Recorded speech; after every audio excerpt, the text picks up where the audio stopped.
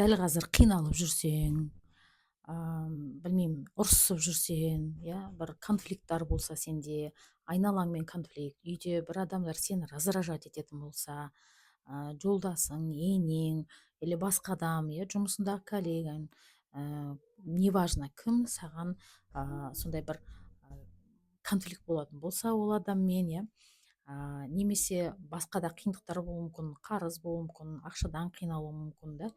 Бірақ оның барлығы временно.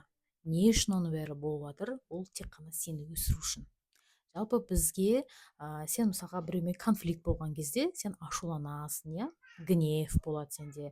Ал енді сен бір нәрсеге переживать еткен кезде, мысалы қарыз кредитің болса, оған переживать еткен кезде сен қайғырасың, немесе қорқыныш болады, жаба алмай қалам ба деген секілді түрлі эмоцияларға кіресің.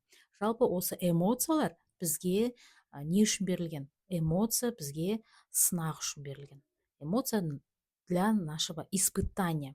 Сол эмоция жалпы біздің науканың мақсаты, осы сюцай ғылымының мақсаты ол адамды сабырлыққа алып келу.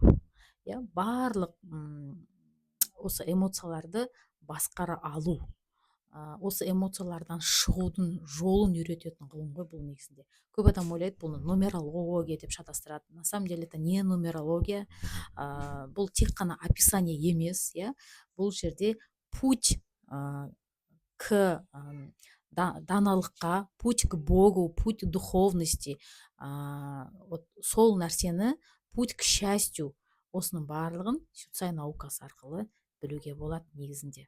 Бірақ оны адамдар шатастырады негізінде.